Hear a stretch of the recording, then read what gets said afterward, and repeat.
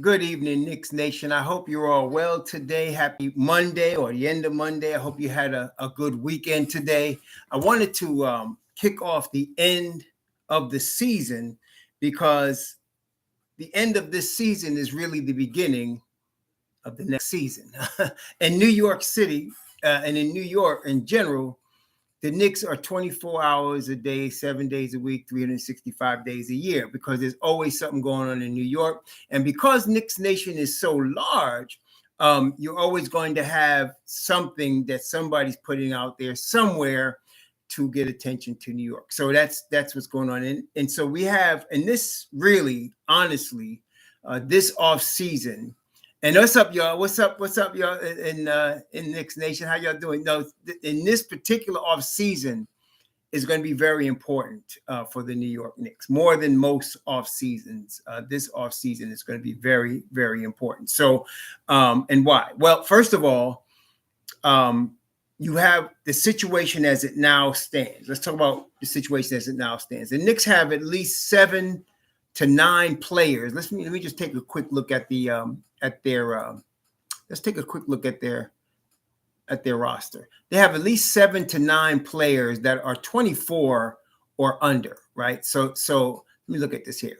So if I look at the ages, this is Barrett, Grimes, McBride, Quickly, Reddish, Sims, Robinson, Toppin. So that's 1, 2, 3, 4, 5, 6, 7. Yeah, they got 7 players on their roster that are 24 or under. And that doesn't include Hunt, who they just signed. Also, it doesn't include him. And so there's at least 7 players, and if you look at the rotation from this year. So let's take a look at the rotation. The regular rotation, Barrett, 21, was in the rotation. Grimes was in the rotation. Quickly was in the rotation. Sims at the end was in the rotation. Robinson was in the rotation at the end. Then at the end, we had Obi Toppin in the rotation. So you had a number of young players in the rotation. Now, you had also some veterans. So let's talk about the veterans for a second. This is how we stand right now. So your veterans, you got Julius Randle, who's really in the middle, age 27. He's a veteran, but he's still considered, just getting into his prime. You got Nerlens Noel, age 28. Evan Fournier, age 29. Alec Burke, age 30. I'm not even going to talk about Kemba Walker because we know he's not going to be around. Derrick Rose, age 33. And then Taj Gibson, age 36. Now, when the next season begins, with the exception of Randall, whose birthday is in December, everybody else is going to be a year older, okay? So those are your veterans. That's what we have now, all right? That's what we got right now.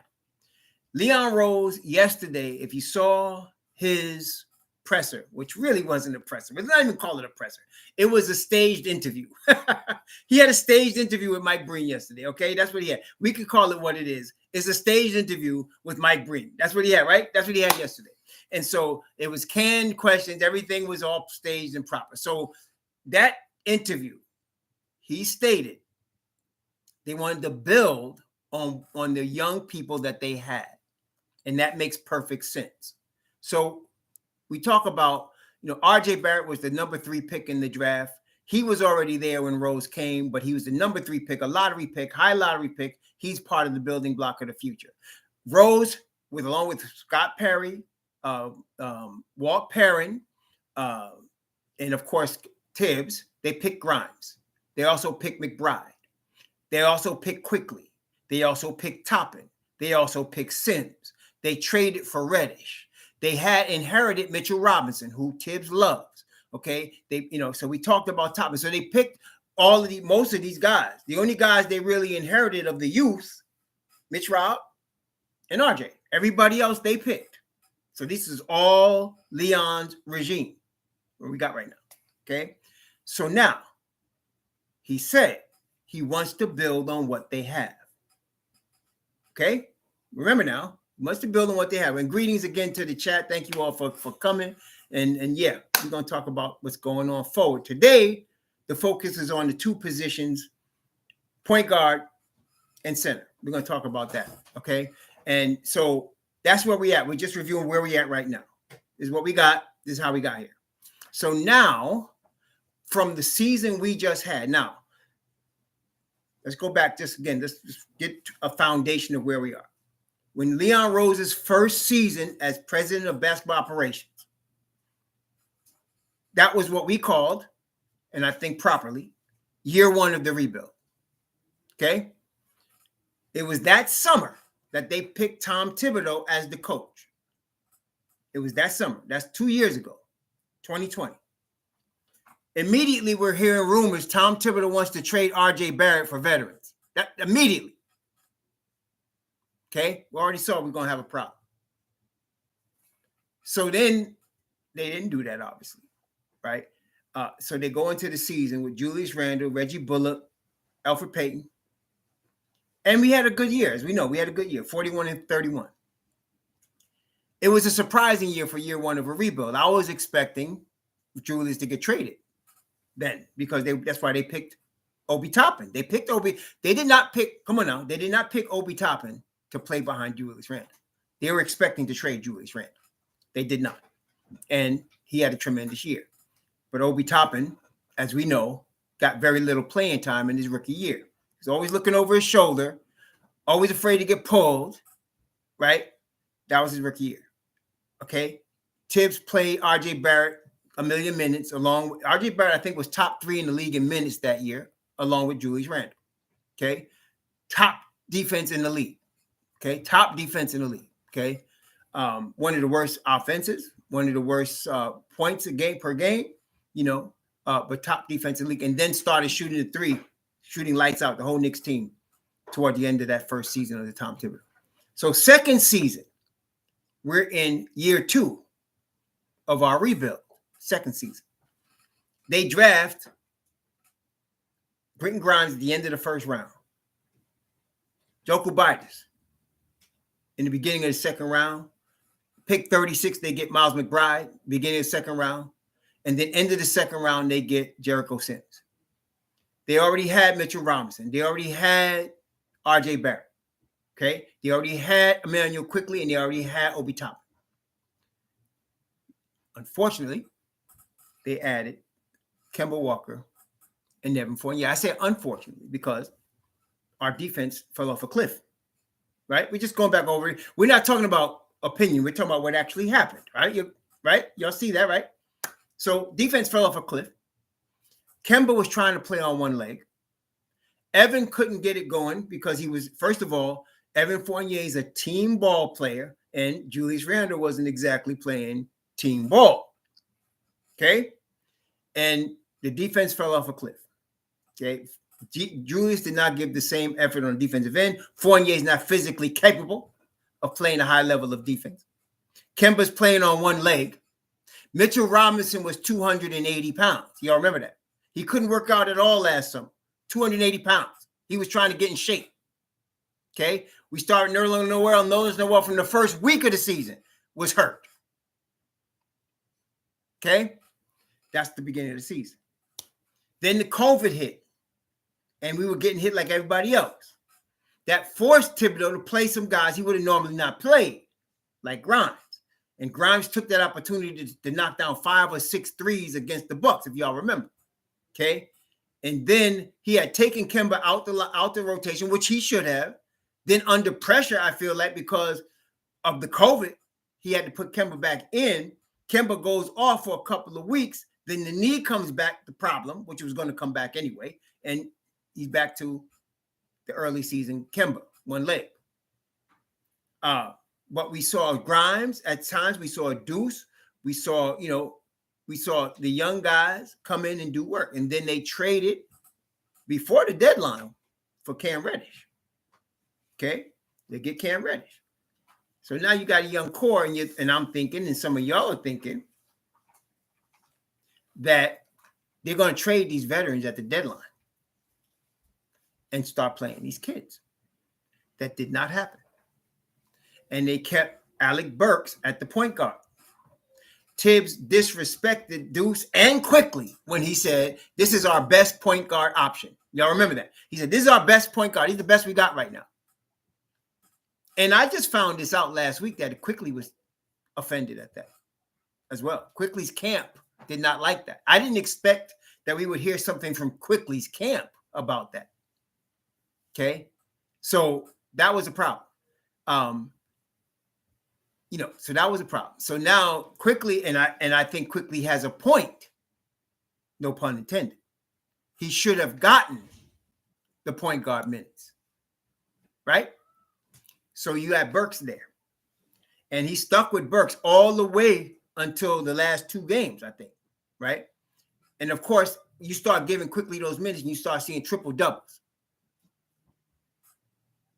All right. So now this is the history. Now, what are we going forward? Couple of things I want to get right off the bat with the point guard. Let's start with the point guard. We do not need to draft a point guard for 2 main reasons. Y'all need to listen very carefully, okay? Y'all got me out here? Y'all got me? We don't need to draft a point guard. First up, for 3 reasons. 3 reasons. Number 1, you got Kennedy, I forgot his last name, and you got Ty Washington in Kentucky. Listen, compared to last year, these guys wouldn't even be in the first round. Compared to last year. Last 2 years, they wouldn't even be in the first round.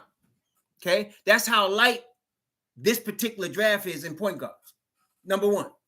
Number 2, you got Tom Thibodeau. Come on. You think Tom Thibodeau's going to start a rookie point guard? Come on, you ain't been paying attention at all. Come on now. You know that song. If you don't know me by now, you never gonna know me. Right? What you think? He gonna start a rookie point guard? You think he's gonna even have a rookie point guard in the rotation? Don't waste your time. Come on, don't even waste your time. Don't waste the pick like that. All right, that's number 2. Number 3, last year, it was Thibodeau that pushed for Deuce McBride. And Thibodeau also pushed, along with World Wide West, for Emmanuel Quickly. And Thibodeau pushed for them to trade for one Derrick Rose.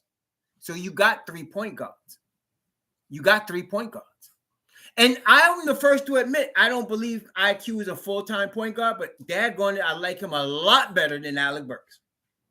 A lot better. See, it brings me to another point. Listen, y'all. Listen carefully now. We're coming into year 3 of our rebuild. You don't look at a guy, even at Emmanuel Quickly, and say, well, he's got to fix this and he's got to fix that. Look, man, everybody on the team has something they need to fix. What you think? This the 1985 Lakers? Come on, man. This is year 2 of the rebuild. All right, what you think? This 2008 Celtics? What you think? This ain't the championship squad right now. We're trying to build it. Y'all catching it? Well, I think he needs to work on this and he needs to work on that. Yes, he does. But that does not mean you do not start him at the point guard. There's only a couple of guys like in the NBA that you could look at and say they flawless, like a CP3 or a Kyle Lowry. You know, very few guys you looking at the point guard spot in the NBA and you say these guys are flawless. Like there's nothing they need to work on. You're not going to get that. And listen, watch me, Knick Nation. You think in this market, we're going to pay $80 million for Jalen Brunson? I mean, what? Jalen Brunson all of a sudden is CP3? I mean, really? Come on. And this is the type of free agent market where guys get overpaid. Listen to me now. Y'all remember Chandler Parsons? You remember y'all ever heard of Chandler Parsons come out of University of Florida? Chandler Parsons was a free agent at the right time. This cat got $96 million and hardly played.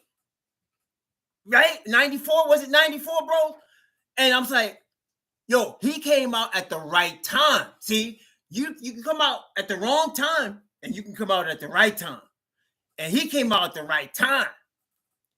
And this is Jalen Brunson this year. He coming out. This is one of the weakest free agent markets we have seen in a minute.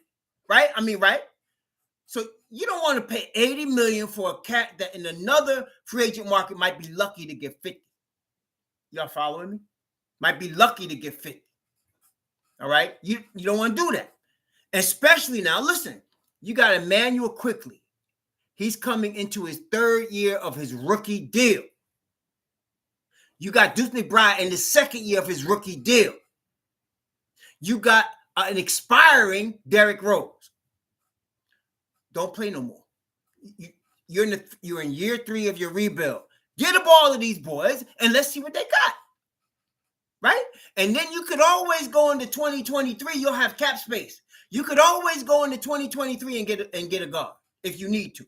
You're following what I'm saying? So let's end the point guard speculation right now.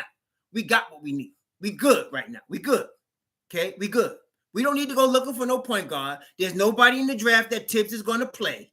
Okay? There's nobody in the draft he's going to play. And we got 3 dudes. Let's roll with them. Period. And that's me, which leads me to the next point. I like Alec Burks. He's my 4th quarter. Thank you, Leo. Thank you for the super chat. He said, you don't have to read this aloud. Just one. No, I'm reading it. I thank you for an amazing session. Been subscribed. Oh, man. Nice, Leo. I appreciate that.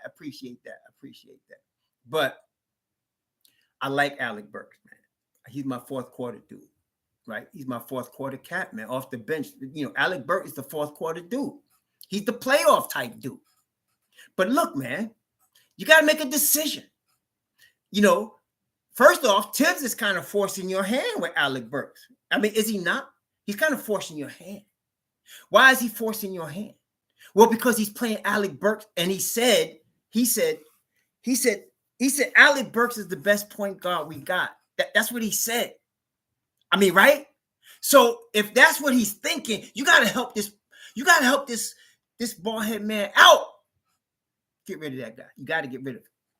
You got to. Okay? It's because of that. And Alec Burks becomes what? A good trade chip. He's a good trade chip, right?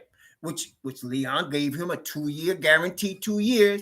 And you know what? He's on the 2nd year of that 2 years right now. He's an expiring deal.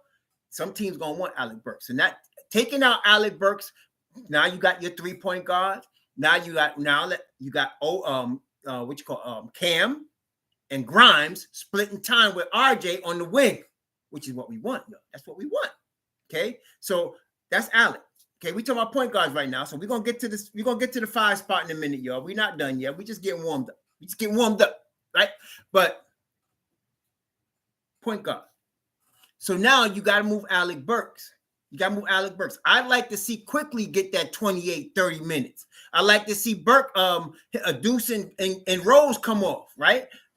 Okay, so I think we're good there. We don't need to look at no point guards. We don't need to talk about no veterans from somewhere for $80 million. And really, there's nobody else out there except Donovan Mitchell, and he's the exception. There's always an exception that proves the rule. Y'all see what I'm saying? There's an exception that proves the rule. Donovan Mitchell is the exception. Okay? If Donovan Mitchell wanted to be here, we have to redraw this up. Okay? Because we got to make him. I'm not with some of those cats saying trade the whole team and get Donovan Mitchell. That is absolute stupidity. You do not do that. You trade for a Donovan Mitchell to complement an RJ Barrett and a couple of your other dudes. You do not trade your whole team. I mean, did we learn from Carmelo Anthony or didn't we? Did we learn from Carmelo? Huh? Did we pick up anything from Carmelo Anthony trade? Yeah, you don't trade the whole team for a dude. Not even LeBron. I mean, what? LeBron now like 100 years old, so no. So you don't trade the whole team for somebody, man. Don't do that. Basketball is a team sport. Yeah, you need some stars, but it's a team sport. And look here. There's no shortcuts, y'all. LeBron spoiled us, man. He took shortcuts. He get LeBron in his prime with 5 dudes that are minimum contracts, and they go into the finals, right? Right? So that you go, but that's not the way it really goes. So no, you don't trade your whole team for Donovan Mitchell, but within reason. We see if we can make a deal. That's the exception. Other than that, there's really nobody out there, y'all. There's nobody out there, right? I mean, y'all got somebody. There's nobody out there at the point guard spot that we need to be going after that heavy this year. I mean, like I said, there's nobody out there. I'm trying to think who's out there that we need to be trading our team for our picks. Who's out there? I mean, okay, you got Markelle Fultz. I wouldn't trade all our first-round picks for Markelle Fultz. John Wall's not cheap. John Wall's already said he's not taking a buyout. So you got to trade salaries for him. Okay, so you got him. What, you want Tibbs to play John Wall 45 minutes? Because that's exactly what will happen. That's what's going to happen. Right? That's what's going to happen. You want that? I don't. Okay? Now, you got me a weak spot right there. Who is that? DA got 97. You got my weak spot right there. They're going to Colin Sexton, man. I would like to. I ain't going to front. I would take Colin Sexton, man. I ain't going to front. I would take Colin Sexton. I would try to get him if he was available. If he, I'm just saying. And even him, though. I would want Leon to give that boy, 3 years or something like that, 3 years with the fourth year team option. I wouldn't give him the 4-4 guaranteed deal. You know what I'm saying? I would. See, I got a problem. This is my problem, Knicks Nation. This is my problem. I got a weakness for dogs, man. I got a weakness for dogs. When I spot one, somebody else might call somebody a dog, and I don't think they're a dog. But Sexton's a daggone pit bull, man. I'm just being real with you. Sexton's a daggone pit bull, y'all. And so, yeah, I got a weakness for him. I would trade D Rose and either Deuce or please give me Sexton, man. I ain't gonna front with you. I can't. Yeah, nah, bro. See, that's what I'm saying. Cross is calling Jalen Brunson a dog. Jalen Brunson got heart. Now, Cross, I think you're confusing heart with dog. Jalen Brunson's New York. Y'all know what heart looks like. And if there's nobody on the planet in basketball that know what heart looks like, it's New York, right? So Jalen Brunson got heart now. I ain't gonna front, but he ain't no dog. No, let me explain the difference. You could get the ball to a dog at the end of the game and he will bust up the other team, period. That's a dog right there. You could play a dog double overtime and he gonna kill you at the end of that second overtime. That's a dog right there. You understand? He's a young bull, baby. No. That's a dog. And not only that, he's box office. Jalen Brunson's none of that. Jalen Brunson got heart. And every dog has heart, but his talent level, he's a cat that's getting the most out of his talent. Are you understand the difference? He's a cat that's limited in his talent, but he's getting the most out of his talent. That's a dude that got heart. You see what I'm saying? But daggone Sexton got talent and heart. Terry Walters, thank you for the super. Daggone Sexton's a dog. And I'm just telling you, if you could argue with me about Sexton, I can't argue back at you. I'm not going to argue back at you and argue for Sexton. I'm just telling you that's one of my weaknesses because that cat's a proven dog. He's not even a rookie. You ain't got to guess what he's doing. He's a proven dog. Okay? That's what I'm saying. All right. And they got Garland and LeVert. They don't need him. Man, we can get him 4 years, $80 million with the fourth year team option. I got to look closely at that one. Okay, I got to look closely at that one. He's my only Achilles heel. Just him. Okay, don't even come at me with Brogdon, man. I'm not even hearing Brogdon. You know why I'm not hearing Brogdon? Because Brogdon's a part-time player that's making $20 million a year. Y'all want a part-time player? You want a guy that plays part-time and you're giving him $20 million? It's a meniscus. It's one of the lighter knee injuries, Dwayne. It's not like an ACL. It's an MCL. So it's not that bad. It's not that bad. No.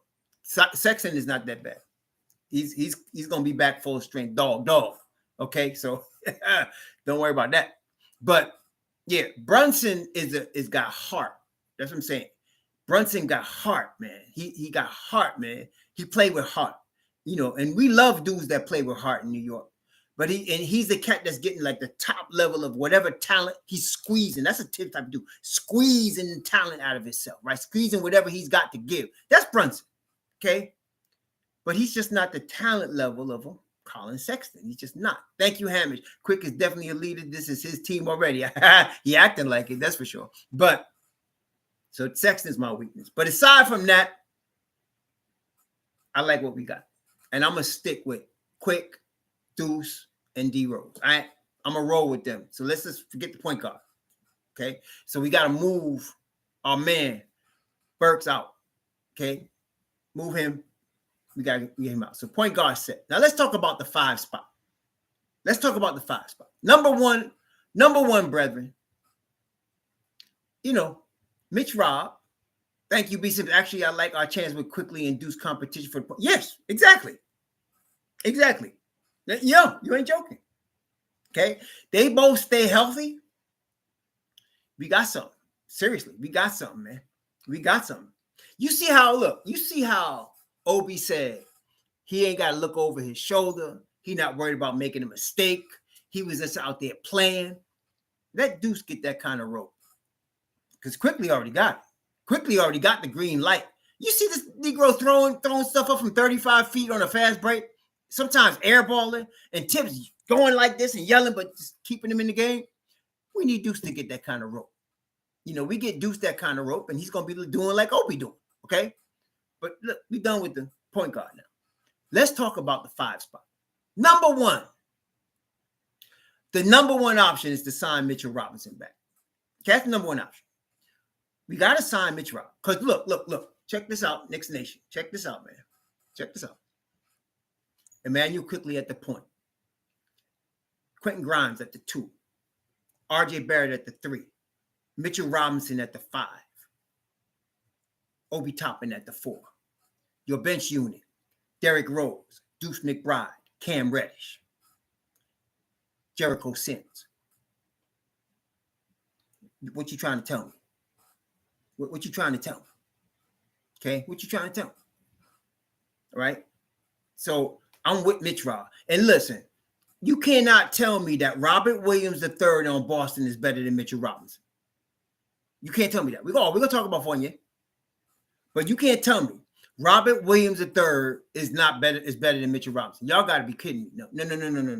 No. Robert Williams III got 4 years, $50 million. 4 years, $50 million. Okay? So come on now. Come up off that loop, baby. Come on, open the checkbook and give my man his money quick. Just do this. So that's what I'm saying. And listen, if you are Mitchell Robinson's agent, which would be number 6, but if you're his most recent agent and you don't get him at least what Robert Williams III got, you need to be fired. You need to be fired. You need to be fired. You got to get me, if I'm Mitchell Robinson, I need Robert Williams III money, a little bit more than that because I'm better than him. I need a little bit more money. Okay? I need that. So, yeah, there's that.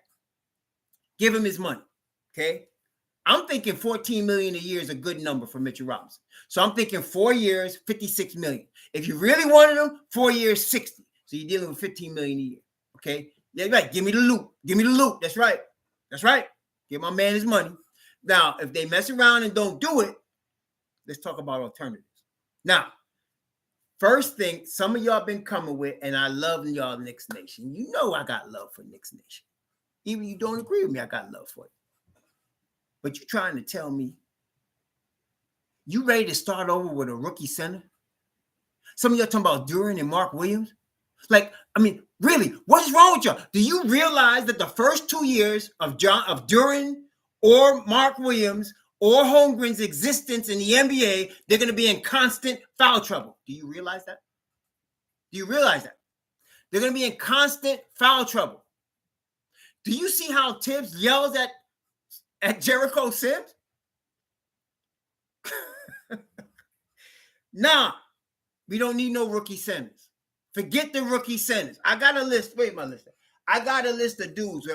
I still got 3 more dudes, but I got a list of 13 guys that I think are good for the Knicks. We're going to talk about these guys. I've done all of them except 3. I still got Sohan to do, Wendell to do, and Johnny Davis to do. Wendell Moore and Johnny Davis. Those 3 I still got to do. And I'm going to give you the order, as we get ready to do that. But there's no centers on my list. I don't want no 5s. Okay. And then the second reason I don't want no 5s if we lose Mitchell Robinson. Second reason, there are a number of young centers already in the NBA that have some experience that will be good for us. Some of you mentioned in Mo Bamba already. Okay, you got Mo Bamba. You got Jackson Hayes from New Orleans. Jackson Hayes is good. You got Valanciunas from New Orleans. Okay, you got some of y'all sleeping on Daniel Gafford out of the University of Arkansas. Daniel Gafford could play center, for he's over there in Washington. right? He's splitting time with Bryant. Either of those guys would do. Okay, so you got a number of young guys out there that you could get that would fit with the Knicks. Okay, there's no Akeem Olajuwon is not walking through that door. You understand, right? Akeem Olajuwon is not walking through that door. Kareem Abdul-Jabbar ain't walking through that door. They're not out here. All right. But you need a competent dude that's healthy, that's dependable, that can play the 5. And the guys I just named, wait, let me give you another one. How about Christian Wood? Cannot Christian Wood play the 5? You got Christian Wood, he can play the 4 or the 5. So you got Christian Wood, you got Daniel Gafford, you got Bryant, you got Jackson Hayes, you got Valanciunas. There's a number of guys out there. And if you wanted a veteran dude, to satisfy Tibbs, you got Drummond. You understand? So you got a number of dudes out there that you could get. So we don't need to worry about drafting the 5. So let's take the 5 off the draft board. Okay, y'all got me what I'm saying? Let's take all the 5s off the draft board. All the point guards off the draft board, all the 5s off the draft board. Steven Adams. But I think Steven Adams is going to stay in Memphis for a minute because they got a chance to make a run. I think Memphis is going to make a run. So I'm not counting Steven Adams. I'm only counting Jackson Hayes and Valanciunas because of the Zion possibility. Y'all got me? Okay, so but one of them would have to come in that deal. So there you go. So we got options. We don't need to worry about drafting the 5. Okay, so let's take all the 5s in the draft off the board. We don't need any 5s. We don't need any point guard. You'll hear what I'm saying. So let's take them off the board. Now, before we continue, let's talk about Julius Randle for a second. Now, what did Obi Toppin say after he dropped 42 and after he dropped 35? What did Obi Toppin say after he dropped 42 and 35? He said, they asked him about Randle. Of course, my man Berman's gonna come up with the question that could cause headlines the next day. He's good for that.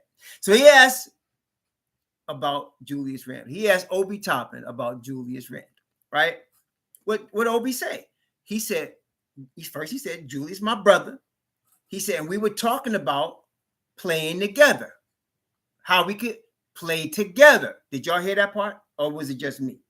Did you hear that? He said, we were talking about playing together. Okay. What does that mean? Well, you're not going to play. Listen, y'all, listen to me. You are not going to play Obi Toppin at the 5. He's too thin. He's too thin. He's a 4. Julius Randle has played almost as many minutes from his rookie year at the 5 as he has at the 4. Okay. And that's how you would do it. You would have Randle playing the 5. Now, and this is only, listen to me, this is only if Mitch Robb walks. So you could possibly have Randle as your starting center. What would that do? Well, first of all, if you know from the summer, right? Listen now, if you know from the summer, you're going to have Julius as your 5. Now he's working all year, all summer on being a 5. The ball's not going to be in his hands as a 4. It's going to be in Obi's hands. It's going to be in Quickly's hands. Okay? So if you could get a 5 out of Randle, right, and that's right. Gerald Charlotte said the right thing. He said, if we're both here. He did say that. He did say that. Gerard Charlo. Sorry, Gerard is right. He did say that. Now, but you know what, Castle King? This is what I was about to bring up. Julius can guard 5s, I think, better than 4s. And now he's not a good help defender when he don't feel like playing defense, but I think we can agree nobody's going to push Julius Randle around. Like, Jokic ain't going to be able to manhandle Julius. Not at 260 pounds of hard muscle on that, bro. You know what I'm saying? He's not going to be able to push Randle around. Drummond ain't going to be able to manhandle Julius in the paint. You understand? You hear what I'm saying? So that's solving that problem. And then if they want to go out to the perimeter, Julius will be out there with him. Now, where you going to get hurt? There's no rim protection, right? Where you're going to get hurt, there's no rim protection. And that you're going to feel that. You're going to feel that. You're going to feel the absence of Mitch Robb. Okay, you're going to feel the absence of Mitch Robb. So that's what I'm saying. That's the drawback. I'm just bringing that up because I can see that's a possibility. But I also believe more than likely Julius is traded. Just based on the way Leon Rose was coming out, I think I'd say there's a 70% chance Julius is traded this summer. 70%. If he does come back, he's playing the 5. All right, if he does. So in that regard, what happens with Mitchell Robinson will determine a lot, because if Mitchell Robinson comes back, Julius has got to go. Because Obi's now, listen, Obi's the starting 4. He's the starting power forward. He's the starting power forward.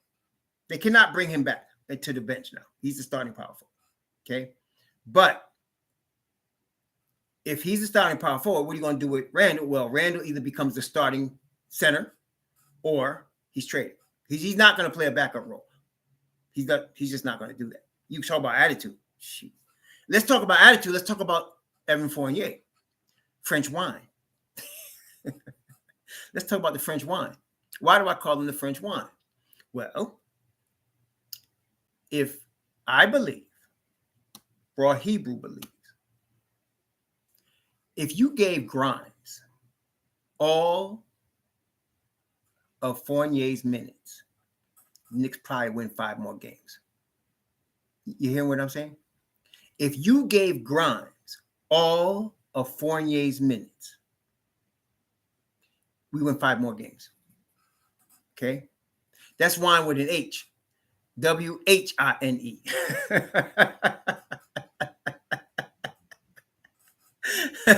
Because that's what's going to happen if you say to him, we need you to come off the bench. If you tell Evan Fournier, we're going to start Quentin Grimes, Evan, and we're going to need you to come off the bench, you're going to hear French wine. You're going to hear French wine. So you're going to think you're going to be reaching for crackers and cheese, because he ain't going to take that. You hear what I'm saying?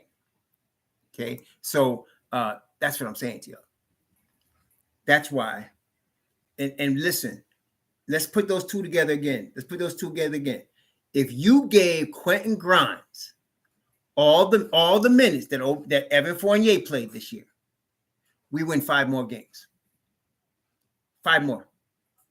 If you did that, just that, because you would get a much higher level of defense. You would get a guy that can shoot just as well, right? You win 5 more games. And he would do the same thing. He would be good, but then all of a sudden, the second half of the year, that boy be fire. That boy be fire. Okay, flamethrower, Grimes. So there's that. So why do I say that? Because you have Cam Reddish is in his contract year, right? Cam Reddish is in his contract year, okay? So he's coming, brothers and sisters, he's coming to play, okay? He's coming to play, Cam Reddish. Then you got Quentin Grimes. So look, what you going to do? Play them what? You going to play them what? 16 minutes apiece? No. Come on, your coach is Tom Thibodeau. And by the way, you know that Wojnarowski reported Tom Thibodeau, they exercised the 5 years on him last year. So he's coming back this year. He's going to be the coach. They have no intention of firing him. That's Wojnarowski said that. So forget, everything else. Assume Tom Thibodeau is your coach. So now, right? So now, very well he's not going to split evenly that time between Cam, Fournier, and Grimes. He loves Grimes. He liked Fournier too, because he called Steve Clifford about Fournier. Okay. But look, man, I think Fournier is the odd man out here. I think Fournier is the odd man out. Because you're gonna have you're gonna have Cam coming to play. And I can't even guarantee you that Cam won't start. Cam coming to play. Grimes coming to play. Right. And so, no. Yeah. I don't know. I don't want to say who's starting. Honestly, I love the competition between them. I don't care who starts. I don't care who starts in the second unit between Cam and Grimes. I'm saying you're gonna have a baller regardless. They both gonna ball. Okay, they both gonna ball. But you can't have Evan Fournier in there. You can't have Evan Fournier. Okay, that's just. And I'm not saying he's a terrible guy. I'm just saying you can't have all 3 of them. Somebody's got to be out. Okay. So that's what's going on with Fournier. Okay. You could say, I want him on the bench. Well, what? You going to take minutes from Cam? I don't think so. I wouldn't take any. I would try to get Cam as many minutes as I can, even if he's not starting. I want him playing behind the 4 behind Obi. Okay. I want, if you're not starting him, give me him behind Obi on the 4 at the 4 spot. You know what I'm saying?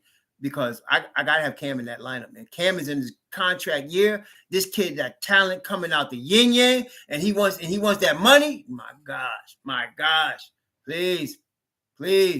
Give me Cam and Grimes. I like those 2 kids, man. Please. So that's that. But let's talk more about the 5.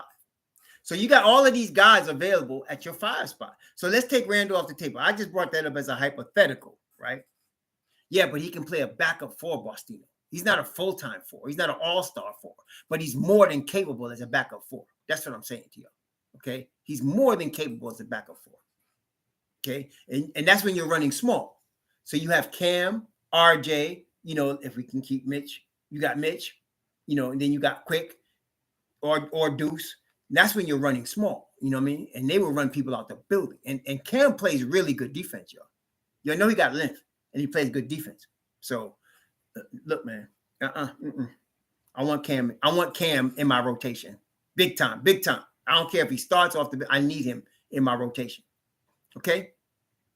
Will I include Mitch in the Zion deal? Yes. See, I understand y'all trepidation with Zion. I get it. He's 280 pounds. He's dependent on jumping ability. And I get it. I get your concerns. I do. But there's too much upside possibility. Number one, I don't think he's as hurt as he's saying. I think he wants out in New Orleans. Okay? I think he wants out in New Orleans. Number one. Number two, this guy just turned 21. 21. He doesn't have a jump shot yet, and he still dominates. Okay? So at 21, I'm going to take my chances with Zion at 21. And especially if you're telling me we got Cam and RJ and all 3 going to be on the same team, please. No, I would trade Mitch Robin and get Zion. I would do that. No doubt. Okay? Look, these cats getting paid. What you think? You're going to get Zion going to have he's not going to make it. Nobody's going to allow him to go to Dunkin' Donuts. He's going to be having a guy cook for him. Somebody's cooking for him. They got trainers training him. He's going to be ready. Okay? You understand? So I would definitely take a risk on Zion. There's no doubt. I like my chances. I like my chances in that day right there. I like my chances, man. Yeah, so yeah, I would do it. I would do it in a heartbeat. I would do it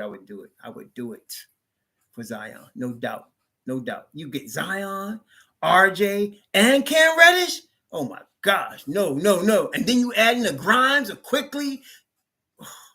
Oh my gosh. Yeah. So I'm not worried about a 21-year-old kid with that type of ability, man. No. And you know what? Let me just say this with you, this too, man. Like, it's not like they put screws in homie's foot. If he had screws placed in his foot to hold it together, I'd be concerned. But that's not the case. That's not the case. And look here. I don't need him to play 10 years for the Knicks. If we get Zion and he's at the top of his game, we'd be looking at a chip in 4 or 5 years. So, yeah, give me him for that time. I'm good. You know what I mean? I'm good. Please. Yeah, no. If I can get Zion, I'm getting him. I'm getting Zion even. Thank you, Black Volta. I'm going to put that at 70%, Black Volta. Let's talk about that. Black Volta asks a very good question, and thank you for the super chat. Black Volta asks a very good question. What's the percentage chance Zion comes to New York? What's the percentage chance? 0 to 100. 100 being, he's definitely coming. 0 being he's definitely not. What's the percentage chance that Zion comes to New York? Now, If it's right now, I'm going to say 75, 80%. But it could drop. Why could it drop? Zion is sitting on the sidelines, and New Orleans is in the play-in. New Orleans in the play-in. Zion could watch the play-in, listen, and he could say, you know, all they needed was me, and we could have gotten to the second round. And if he decides that, he might stay. For Zion, Bustino, all right, what did I give up for Zion? Off the current roster, they can have Mitchell Robinson, or it depends. Let me ask you this: if you New Orleans, what do you want?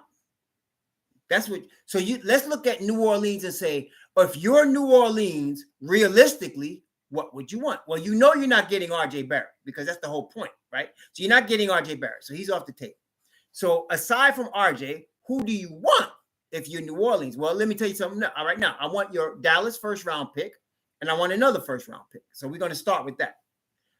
Okay, I want quickly off my bench, right? So I want 2 first rounders. I want quickly. Who else? I want Julius Randle. I want Julius Randle because he was successful here before. He's my starting 4 in New Orleans. Give me Julius Randle, right? So I'm getting Randle quickly. 2 number 1s. I want Grimes too, because I already lost the kid from Villanova that they sent to Portland. I want Grimes. I may not want Mitch, but I might, because remember they got Jackson Hayes and Valanciunas, right? They got Jackson Hayes and Valanciunas. So Hart, I lost Hart. I need Grimes. So I need Grimes quickly, Randle, and 2 number 1s. I do that. That's what you'd have to give up. Yeah, they may need to send back a center. Yep, they might. Yep.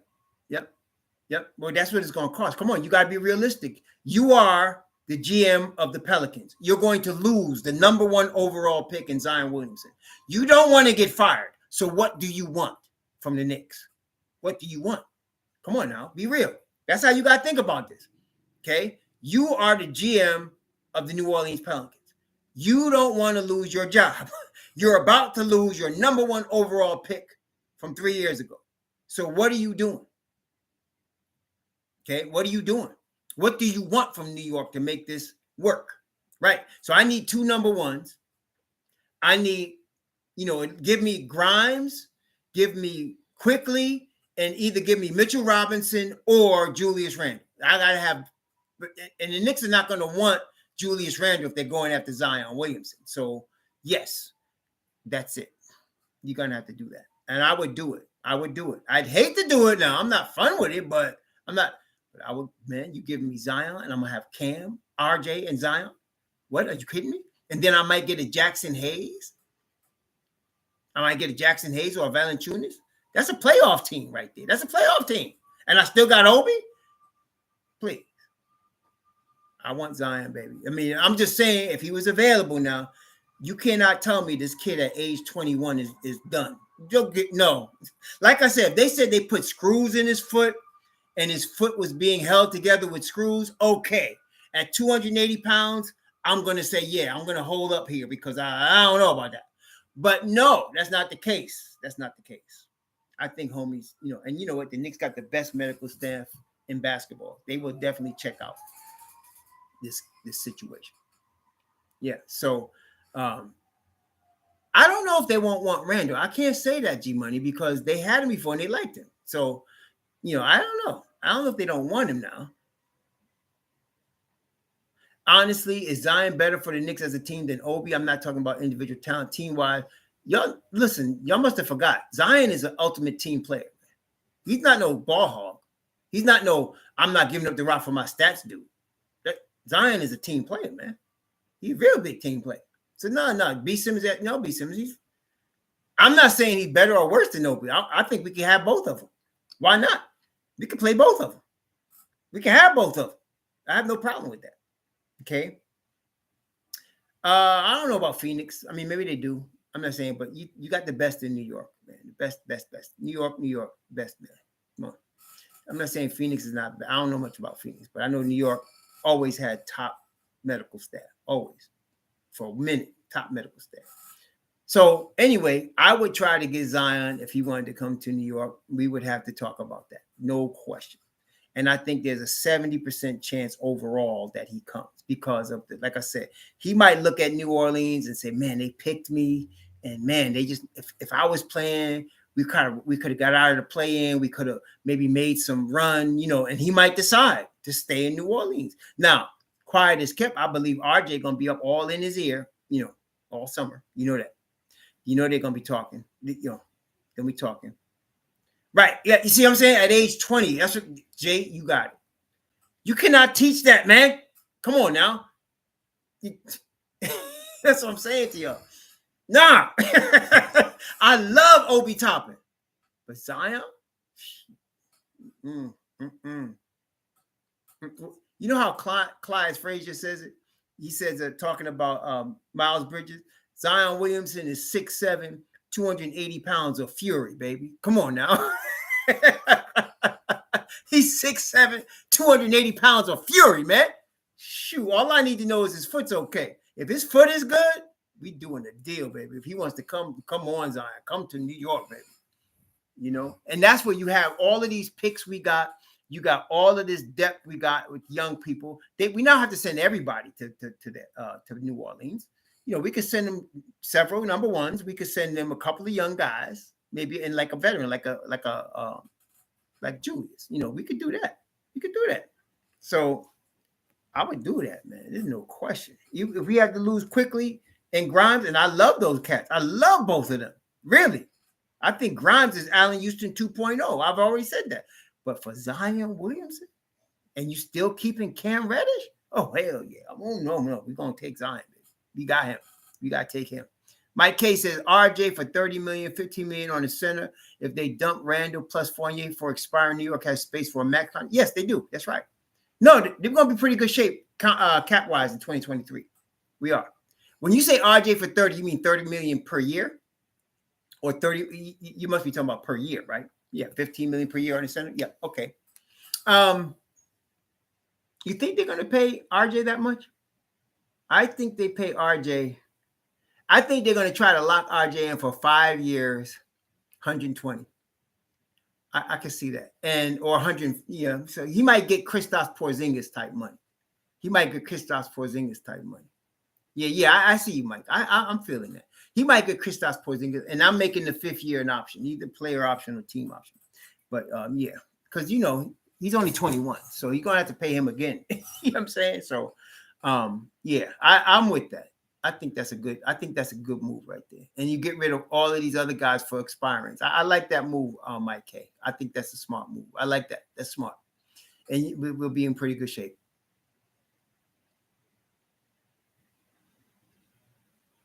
When I say team player, I mean his team gets better when him playing. That's what it is. If you've seen him play, when he's on the floor, everybody around him gets better. Hamish, that's what we're talking about.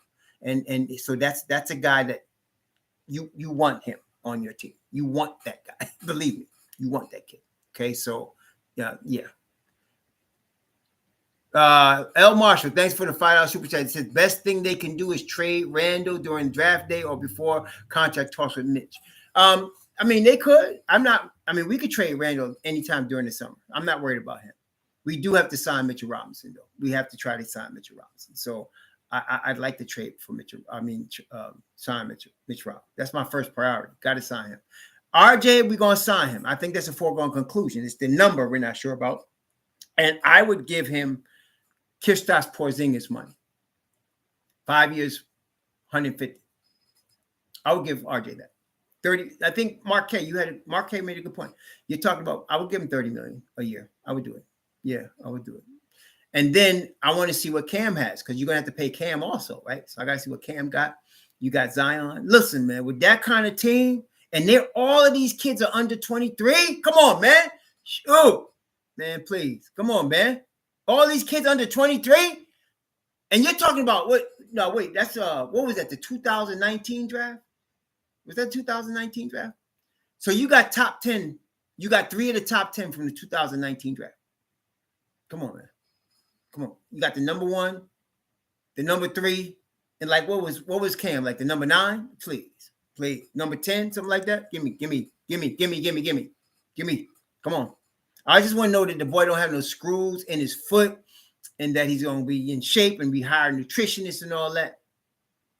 Yeah, we still got Deuce and Roku. That's exactly right. Joku Bites, right? There you go. Mr. William 1072, thanks for the super chat. And he's absolutely correct. So there's a big, I'm telling you, it's greater than 50% that Zion comes to New York. It's greater than 50. I'm telling you. And the reason I say that is because of his relationship with RJ Barrett. He's already expressed, he couldn't even hold back. He had to say, I love playing the Madison Square Garden. I ain't gonna love playing. And, oh yeah, I like New Orleans too, but I love Madison Square Garden. Come on, man. Come on. Talk about box office. Talk about having the place overflowing. Talk about the noise of Madison Square Garden, baby. No. If Zion's available at age 21, come on. We'll figure it out. Okay? We'll figure it out. That's all I'm saying. We'll figure it out. All right? So, yeah. Exactly. My case, you caught it. It's exactly right. He was talking about like it was the love girl that he used to have and he wish he had her back. That's what he was talking about. That's right. That's exactly right. So, yeah. All right? So, I would do that. Now, so we talked about the point guard. We talked about the 5 spot. We talked about Evan Fournier. Okay? So next year, I want our top 7 guys quickly. Grimes, Cam, RJ, Mitchell Robinson, hopefully. Obi Toppin. And then I want D Rose there as the mentor and coming off the bench unit with Deuce. I want to see either Cam or Grimes on the bench coming up, and I want Jericho Sims in Mobb Deep. That's my new Mobb Deep for next year. That's right, Pam Grier. That's right. Some of y'all too young to know who Pam Grier was, but yeah. Pam Grier and Jane Kennedy. Yeah, stuff like that. All right. That's exactly right. There you go. I don't know who the young ones are today, but that's what we're talking about. That's right, Sauce. That's what we do. That's it. So Jackie Brown, that's right. But you caught her in Jackie Brown. You caught her. You didn't see her in a prime, Mike. You ain't see her in a prime, man. Talk about brownies and milk. My goodness. Anyway, coffee. Right.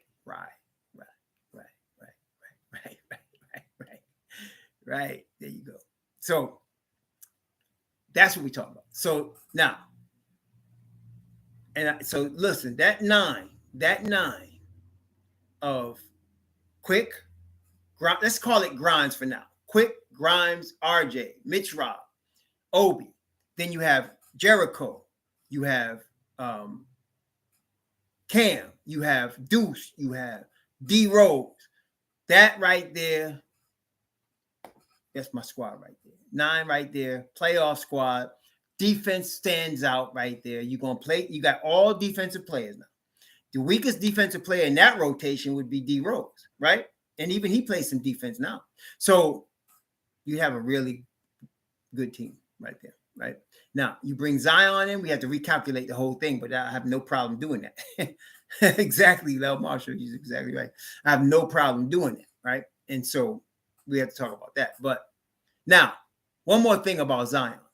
This is very important. You will know Zion's coming to New York with one thing.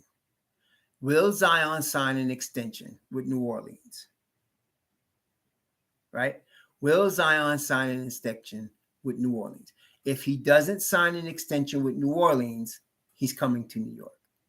If he signs the extension, he's not coming to New York. If he says, I want to wait for the qualifying offer, he's probably coming to New York. Okay? Yeah, so I think that's what you're dealing with. Yeah, that's what you're dealing with. Oh, man, you bring Johnny Davis. You going back now. Oh, my gosh. You're talking about Teresa Graves. You're talking about Teresa Graves now. You need, oh, my gosh, man. No. Oh, man. Wow. You talking about Teresa Graves, Johnny Davis, man. Come on now.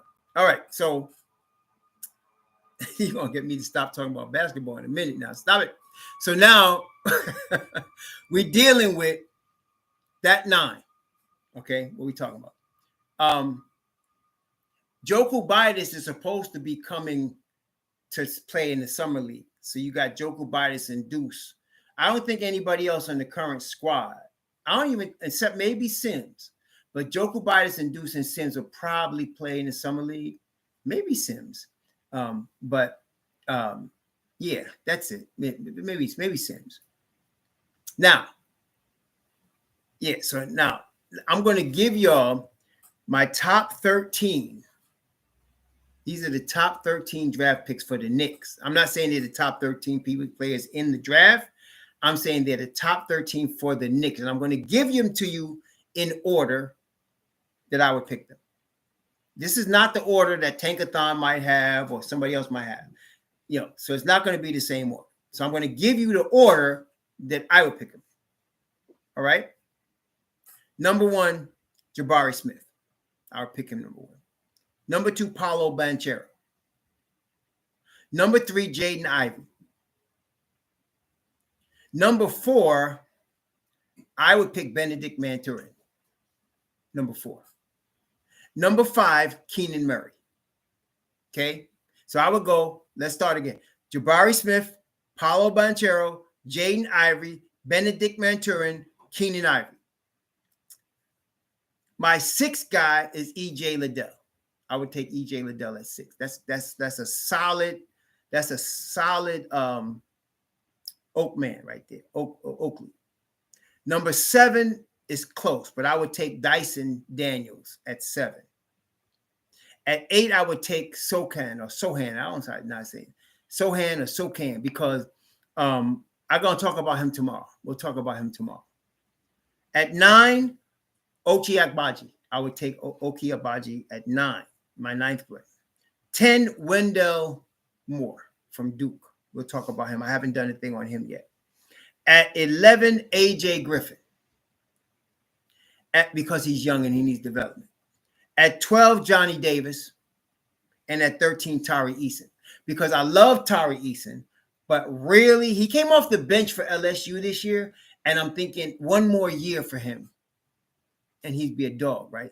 So the guys like AJ and Tari, they need some more development. That's why they're at the bottom of my list. Whereas guys at the top need development too, but they're more ready to play now, But I got to do still Soken. Tomorrow I'm doing it on him.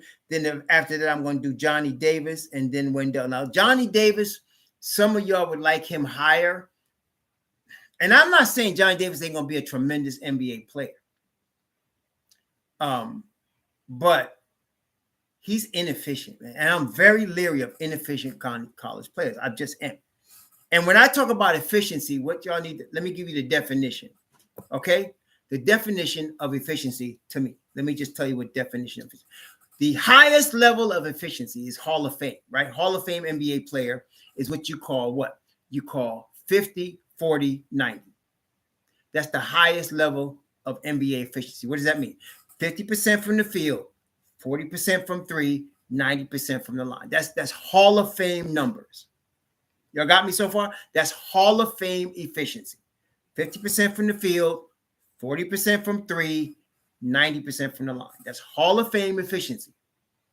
So to me, if you're in the 45% range from the floor, you're in the 40% range from 3, and you're at least 80% from the line, that's efficient. So you're 45, 40, 80, that's efficient. Okay? That's efficient. So that's what I'm saying as far as efficiency. AJ Griffin was efficient, right? He was around 80%, like 78, 79 from the line, 40% from 3, 48, 49% from the field. So AJ Griffin is efficient. Okay, that's my definition. So Tony Curry, thanks for the super chat. He said AJ Griffin is going to 7. He probably will. I'm just giving you according to my list on my board. He could go 4. AJ Griffin can go any place. You know what I'm saying? I'm giving you my list. I'm taking AJ Griffin at the bottom of mine because he needs more development. Whereas Jabari Smith is in my rotation as a rookie. Paolo Banchero, Jaden Ivey, Benedict Maturin, Keenan Murray. These are in my rotation from rookie year day one. You understand? Whereas and EJ Liddell is also, right? See, but these other cats need some more. They need development. Now, AJ Griffin, I feel like is a star. In 2 years, he's a star. You know, so I would take him, but at this list, I'm putting him down because him, Tari Eason needs some. They're going to need some work. They got the talent. They're NBA level. They could be really good. And Johnny Davis, you know, because of the fact that he's a high level scorer in college, even though he's inefficient, he can always get better, right? So we don't want to discount the fact that he could work hard and get better. So, and depending on what team he goes on. If he goes on a bad team, it's not going to be good for him because he'd be chucking up shots. I mean, look what happened to what's the kid on New Orleans, man? Jalen Green, one of the most inefficient players in the whole league. Going to a team like that was no good for him because he's just chucking up stuff. You know, him and Kevin Porter Jr. chucking up stuff, man. That's what's driving. Y'all think Christian Wood got an attitude? He ain't got an attitude. He's just playing with some rookies that chucking up everything. You know, he wants to play real basketball.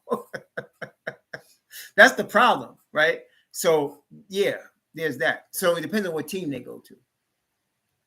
Yeah, you're right. So it depends on what. If Johnny Davis goes to Houston, that wouldn't be good for him. You know, he needs to go to a disciplined coach, like Tom Thibodeau. He needs a disciplined coach. Yeah, he needs somebody disciplined. You know, he needs somebody like a Steve. He needs, you know, yeah. Well, you said it. K.O. Nick asked the question. He said, how come Chet Holmgren is it? Because the cat's frail. I've seen too many frail guys, man. Like I said, I was very close to Marcus Camby, and I love Marcus. I coached him for a little while, but he was too frail. And I knew that. And they played him more than 25 minutes a game. They asking for trouble. Chet Holmgren, Marcus Camby, Kristaps Porzingis, frail, too fragile. Exactly. No, sorry, no. I can see him coming off the bench and playing 15, 20 minutes a game and being extremely effective. But you try to start Chet Holmgren and you play him more than 25 minutes, he's not going to be around long. He's going to be like Kristaps, okay? And honestly, I'm just being honest, I think KP is even tougher than him. I'm trying to tell you, he don't. Toughness wise, I don't know, man. I'm just not feeling it. Just not feeling it. Just not, man. Not feeling it. So, I mean, you talking about Chet Holmgren having to deal with Andre Drummond or Joel Embiid or the Joker or Julius Randle? You know, I don't know, man. I don't think so. I don't think so. So that's why I don't have him on my list. Plus, he's a 5. I mean, he's a 4, really, but yeah. Yeah, I mean, this kid here is too small, man. I'm sorry. And then 82 games. You know, college is 30, 35 games. You're talking about 82 games, man. Grind. It's a grind. The NBA is a marathon grind. I'm sorry. I think that kid's going to have a problem. He's going to start off good, but I think but you won't see him in springtime. You'll be on the bench in spring close. So yeah, I don't have Chet Holmgren on my list. I was not. I started to look at him, and he's talented. He's tantalizingly talented, but just too skinny, man. Just too skinny. You know, this is the league, man. You playing with grown men. This is the league right here. So I don't know, man. Yeah, but Durant's a little different. Durant is 7 feet tall like Holmgren with length, but way more mobile. And the shooting touch of Durant was outrageous, even at University of Texas. Completely outrageous, man. Outrageous, man. So, yeah, Durant is a Curry-style shooter in a 7-foot body. That's Durant, you know. So, and athletic as well. So, yeah. Oh, Chaotic Nick, thank you, Chaotic Nick. I thank you for the thank you for that phonics because I wouldn't. Chaotic Nick, thank you.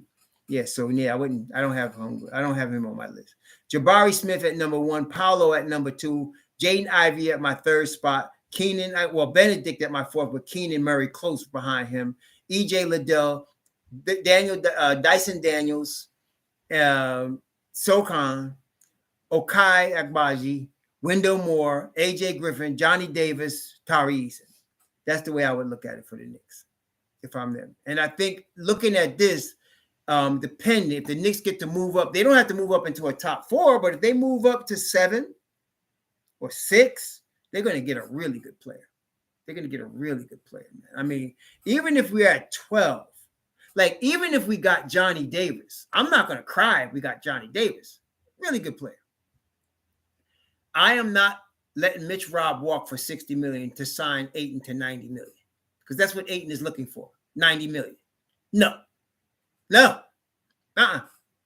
No. I could get any of the guys we named at half that price. Half that price. Yeah, not now. I like Ayton, but not at $90 million. You got to count not just the talent, the player, right? How much he's asked. How much is that doggy in the window? $90 million. No, not for 90. You know what I'm saying? Like, I'd like KP coming off my bench, but not for $30 million a year.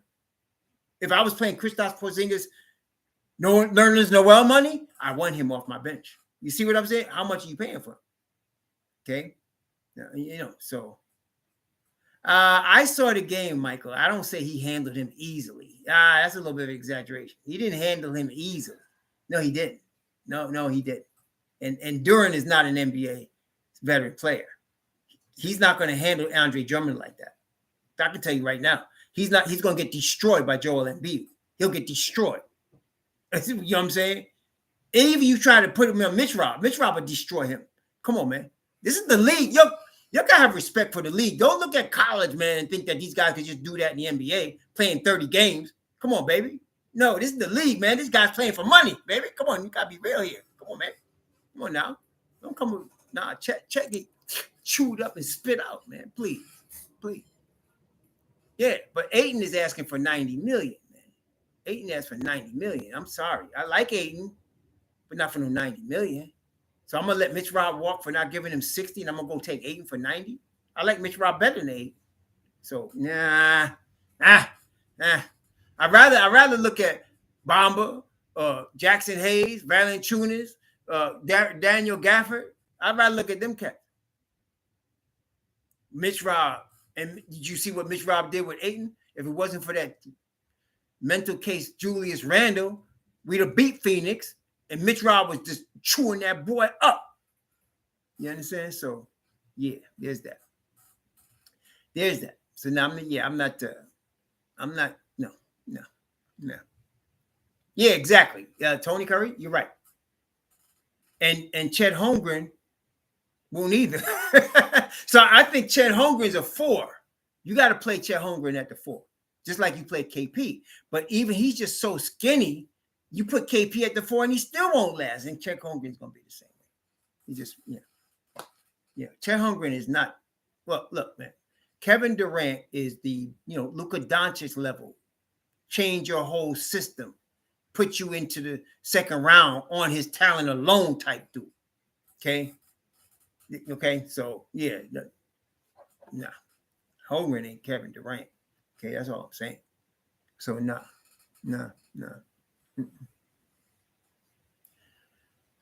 Mingo, that's correct. I'm assuming Fournier and Burks are on the move. Why would Fournier and Burks be on the move? Let's review. Children, let's review. Why would they be on the move? Because Cam Reddish and Grimes need 48 minutes. Let me say that again, children. Knicks Nation, you hear me? Grimes, let's say it together now. Grimes and Cam need 48 minutes. That's why. And I don't want them to lose minutes because of Burks or Fournier.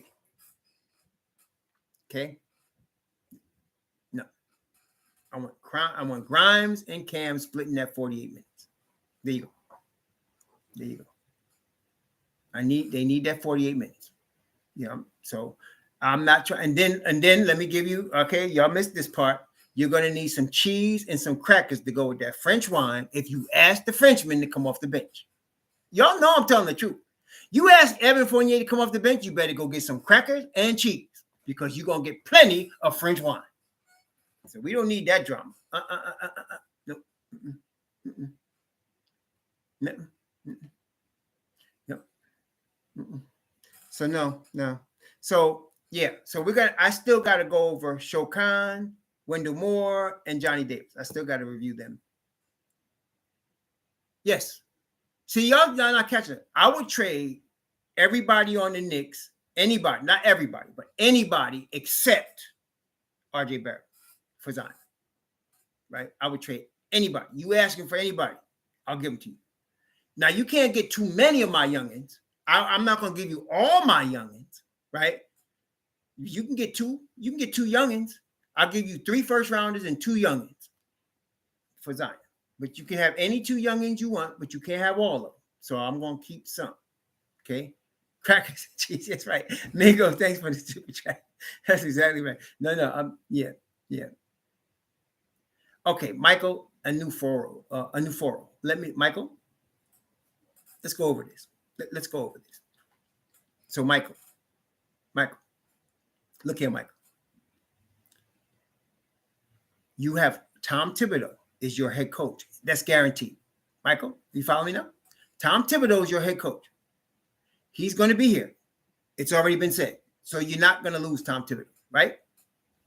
So you're telling me you're going to get Ty, and you think he's going to play next year? No, wait, come on, Michael, now. Let's put that crack pipe down, and let's talk like adults. BKNY, thank you for the $10 super chat. So let's talk like adults, okay, Michael? You telling me that you really think that if they drafted Ty Washington, he's actually going to play next year? I mean, at all. You think he's going to play? Come on now. Let's be real, Michael. I just got a feeling you are a man that has some sense. So, Michael, come on now. So he's not going to play. Oh, wait. In the G League, absolutely he would play in the G League. No question about that. But he's not playing in the Knicks uniform at all. Number one. If you don't understand that, you better go back and look at Tom Thibodeau. So that's number one. Number two, you got IQ and is going into his 3rd season. Deuce going into his 2nd season. Plus D Rose. What you think? Wait. You telling me Ty Washington is going to outplay these 3 kids? Come on, man. Come on, baby. Come on, man. Let's be real. I mean, I'm not saying the kid will never play in the NBA. I hope he does. But come on, man. Let's put that pipe down. Let's be real here. Not going to happen. Not going to happen. Just tell me. Okay? Not going to happen. So, and then wait. You must have forgot about Roku Jokibitis. You must have forgot about Roku Jokibitis. That kid could play. I can't wait to see him and Deuce play in the summer. It's going to be fun to watch them. Especially if IQ is not going to be playing in the summer this year. So you get Joku and Deuce in the backcourt this summer. It's going to be fun to watch that summer league, man. It's going to be fun. He's already said he's coming. He's already said he's coming, Michael. He said he's coming. He said he's not sure if he's going to stay, but he's coming for the summer. So he's coming. Roku is going to be here. Jokibitis is going to be here this summer. So that's definitely happening. So yeah, it's going to be fun for real. So that's what I'm saying to you. So you got Roku, you got Deuce, you got IQ, and then you still got D Rose. And you trying to tell me you want to waste our 1st-round pick on Ty? Come on, baby. Come on, man. That's not even good weed, baby. Come on, that's some bad wine you drinking there. Come on, man. Come on, Mike. I know you better. You could do better than that. Come on, man. No. Forget Ty. I wish the kid the best. No, really, I do. I wish the kid the best. Exactly. And I think Quickly's better than him. So, yeah, that's that. And Ty is going to be a crafty dude. Like I said, I'm not saying he can't play in the NBA. I'm just saying he's not a good fit for us right now. That's what I'm saying. Yeah, I'm just saying he's not a good fit for New York Knicks. I'm not saying don't get it twisted. I'm not saying Ty's a scrub. He's not. I think he's gonna be a crafty type dude. Ty, like I said, he reminds me of the general, man, Sherman Douglas. He reminds me of Sherman Douglas. I think he's gonna be a crafty NBA player. I like Ty. I do, but I just don't like him for us right now. Okay, he's just not for us right now. Okay, you know how they said in Rocky. Guy was trying to tell Apollo Creed, he's not good for us, man. He's not good for us, man. Leave that man alone. See what I'm saying? So, no, I want Quickly. Come on, baby. Don't sleep on Quickly, man. I'm not saying I believe Quickly's a pure point guard, but Quickly could play ball. Let's don't get it twisted. Quickly could ball. Come on now. Quickly could ball, man. I'm not saying he's not CP3, right? But dude could ball, man. I mean, he throws up some bad shots. But look, see, now I put Ivy as my 3rd overall. So Ivy would change the whole dynamic, okay? Ivy would change the whole dynamic. If we get up to 3 and we get Ivy, I don't care what you got to do. He's not going to start, but he'd be in the rotation from day 1. Jaden Ivey wouldn't start for us yet. Again, being realistic, you got Tom Thibodeau as your coach, but he's going to be in the rotation from day 1. He would. There's no doubt. There's no doubt. Okay, there's no doubt. He would be in the rotation from day 1. Okay. Thank you, Melvin Mackey. Yeah. I'm just saying, man. If you telling me we move up to 3 and get Jaden Ivey, oh my gosh. Woo, that's a brother right there we could use. Now, he's not a point guard. Jaden Ivey's not a point guard. But I don't care. He balls, man. That brother can ball, man. So, yeah, give me that brother in my rotation right away, okay? So, yeah. But anyway, yeah, Ty, nah. I there's no point guards we need to be looking at. No centers and no point guards, please. No, not in the draft. No. See, I can go with a 4 because if we trade Julius Randle, which is a high probability, then we're going to need a backup behind Obi. You got Cam, but if you get rid of Fournier, now you got Cam and Grimes, man, in that ring rotation, and now you get a guy like a Paolo or Jabari or Keenan at the 4 spot, or EJ Liddell. They can be coming in like Obi was last year, 15 minutes a game. You see what I'm saying? So that, hey, that's what I'm saying. Yeah, Ty is no. Exactly. Oh, who said that? I'm stealing that. Building blocks is, yeah, that's it, baby. Ty is no.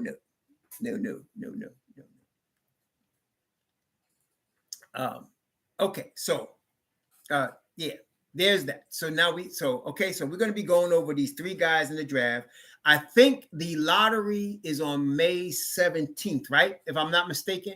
I think the lottery is on May 17th. Am I correct on that? I think the lottery is on May 17th. When is that? Let's just double check that. I think it is. Let's see. What's the calendar here, man? Y'all, some of y'all got that? The lottery's on May 17th. Lottery's on May 17th. This cat, what's his name? Malachi Branham. Y'all using that word dog too loosely, man. Come on, man. Not everybody's a dog, baby. Come on. That guy sounds like a second rounder. Y'all tripping like that. Come on, baby. Let's get real. Let's see. Draft lottery. Yeah, Tuesday, May 17th. Draft lottery, Tuesday, May 17th. He really is on. All right. I'll tell you what. I'm gonna look at the boy. Let me write his name down. What's his name? I like his first name. Dad, you get when you talk about somebody named Malachi, I gotta look at him. Like my man Malachi Flynn. Let me see. I gotta look at him if his name Malachi, just because his name is Malachi.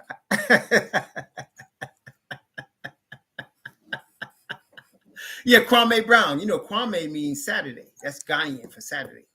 Kwame Brown. Yeah, Kwame Brown. All right, Ohio State, that's where he come from. So you tell me he played with EJ Liddell then. He played with Liddell, right? He played with EJ Liddell. Let me take a look at the Tankathon. They got him in the first 60 picks. Let's take a look. Let me see. Does Tankathon have him in the first 60 picks? Let me just take a look here and find out. Let's take a look at my man Malachi. Let's see what Malachi is. Let's take a look here. Look on the big board. Let's see what we got. Let's see Malachi. Where Malachi at? Let's take a look here. Malachi Branham. Let's take a look. Malachi is not even on the first 60 picks. What you're trying to get, the sleeper or what? Come on. He's not even in the first 60 picks. He's not even listed in the draft. Come on, y'all. What y'all doing to me? You trying to get me I get it. Oh, there he is. He's at 30. He's 30. He's 30th. All right, let's take a look at him. 42% from 3, 50% from the field, 83% from the line. Efficiency. I like it. He got efficiency. Let's see. 6'5", 180. Hey, I'm gonna look at the kid. 6'5", 180. All right. Defensive rating 107. Oh, I don't know about that. Let's see. How old is he? Let's see how old the boy is. The boy 19. He'll be drafted at age 19. Birthday May 12th. Nice. I like that. Okay, I'll take a look at him. I'll see what we got. I just yelled him out, Mingo. Thanks for that super chat. I just yelled him out. Malachi Brown. They got him listed at number 30 at the 30th. They rank him at 30th on the big board on Tankathon. His defensive rating, I got to take a look at his video, but he definitely looks efficient offensively. 50% from the field, 42% from 3-on-3 attempts, 83% from the line on 3 attempts. Doesn't get a lot of shots, but he looks like he hits what he gets. Defensively, his numbers don't look too good, but let's take a look. Now, I want to tell y'all, Raw Hebrew loves defense. I'm a New York guy. Got to be defense first. So if I look at a guy and he can't play defense, like a lot of y'all last year was really high on the kid from LSU. What's the boy's name from LSU? You guys know what I'm talking about. The boy's name from LSU last year. Shoot the lights out. Come on the Nets. Could shoot the lights out. But can't play no defense. So I wasn't having that. I'm not having it. Neither is Thibodeau. That's what I'm saying. You got Tom Thibodeau. Cam Thomas. Love his offense now. The boy's a scoring machine. He is a scoring machine. No doubt about it. But you got to give me some defense, baby. I need some defense. So I'm going to look at our boy Malachi. Y'all talked me into it. I'm going to look at him. I got his circle right here. I'm going to look at the video. I want to see some defense. He looks pretty efficient. But then again, remember, he's playing next to E.J. Liddell. So he's gonna get some looks. So let's see what he can do. We'll take a look. Okay, we'll take a look. Yeah, Cam Thomas. No, Maxey was a defensive demon at Kentucky. So yeah, Maxey can play some defense. I love Maxey. In fact, I wanted Maxey before they drafted quickly, but they drafted quickly, and I ain't gonna whine about it. So I got Abaji at 9. He's 9 on my list. And for I got him at 9. I got Sokan above him, who's better defensively and younger. Dyson Daniels. I got E.J. Liddell, Benedict, Keenan, Jaden, Paolo, and finally at the top, Jabari Smith. So yeah, I got Okai at 9. He's the 9th best player on my draft board. Yeah, so I got him. He's ahead of Wendell Moore, A.J. Griffin, Johnny Davis, and Tyree Eason. I got Okai at 9. Love his perimeter defense. Love Okai's perimeter defense. He can make a living in the NBA on his perimeter defense. And, in as far as the shooting, this past season, well, first of all, y'all know that Okai tried to come out last year and had to go back because he wasn't gonna get picked. Y'all know that, right? He came out, he tried to come to the combine last year and he wasn't gonna get picked. So he went back and he did the right thing. He went back to Kansas and got better. Last year, one of the reasons he wasn't gonna get picked because he couldn't shoot.